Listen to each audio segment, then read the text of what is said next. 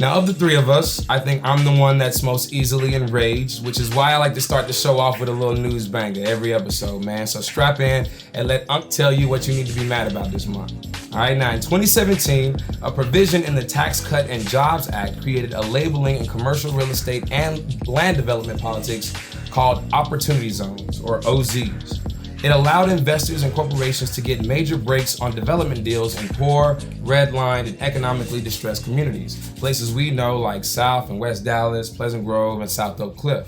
Of the nation's nearly 9,000 opportunity zones, DFW holds 52, with 18 of them being within Dallas city limits. Developers and corporations are incentivized through tax breaks, kickbacks, and other cheat codes like not requiring the approval of local government, much less a say from the community, to build or bring interest into the neighborhood. With no reporting requirements and no real way to track investments and amounts, there's no way to gauge their impact and their influence on our city ultimately. Obviously, this attracts the salivating and often morally compromised appetites of big business and deep pockets, injected right into the veins of neighborhoods they really never gave a fuck about to begin with. We're all pretty aware of how reprehensible the motivations and resulting processes of gentrification and redevelopment are, but in his 4 a.m. September 4th report in the Dallas Observer, one of my favorite angry white dudes, Jim Schutz, goes into great detail about what is basically a rich guy's free-for-all, and I really appreciate him for being my source on all this. So in order to qualify as an opportunity zone, it has to be a neighborhood has to be one that is historically underserved and underdeveloped, currently non-profitable, Ghettoville, USA. And it has to look that way on paper too. South Dallas has been the most sought after local opportunity zone as of late, resulting in 100 to 200% property value increases throughout the last couple years, with zero work being done to improve the conditions, access, or quality of life for the people who actually live there. This is because, and a lot of this is because, OZs, largely based on council district, are often split in half. A, to ensure that this investment gamble, because that's what it is when you throw money into a neglected or a underrepresented community, that is a gamble. There is no guaranteed profit. So for to split that in half is to A, accomplish that, to kind of ensure that investment, is matched. But then B, if an OZ begins to flourish and does too well, it might lose its designation in the recurring congressional evaluations of OZ. So regularly, Congress reevaluates and decides whether or not, a neighborhood is still an opportunity zone, right? So you want to keep one side flourishing and then the other side starved out, so that A, you can return that investment very quickly, but then B, you also maintain that status, right? You can continue to reap those benefits. All right, now what's happening in South Dallas are these greedy motherfuckers' best case scenario, man. The Cedars' success have begun to price out the residents of the neighboring South, virtually without ever having to touch South Dallas. So people who have owned and rented houses in South Dallas, some of them for hundreds of years, are being forced out and largely onto the street. Wow.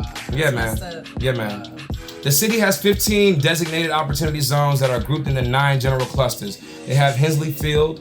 That's a former Navy property at the border of Dallas and Grand Prairie, West Dallas, everything on the other side of Margaret Hunt Hill Bridge, right? Cedars and Fair Park, which we just talked about. The Southern Gateway from 35 and Colorado Boulevard to South Oak Cliff, Lancaster Corridor, Buckner Station, Old Grove, Buckner and I-30, birthplace of the boy, Garland Road, and Forest and Aldelia, shout out to Dibby Blood.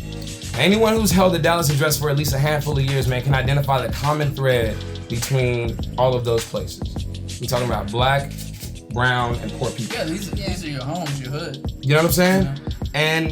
And those are the people, those are the places that are designated free-for-alls essentially for these corporations and for these people who can, bring the capital to those communities.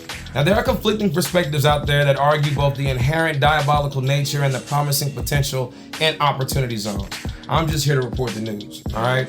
Whether or not an opportunity zone will ultimately prove to provide neglected communities the commercial infrastructure they've been historically denied, or if it's just forced displacement by another name, that's yet to be determined. But in the words of the late Nipsey Hussle the Great, I hope your opportunity survives the opportunities, all right?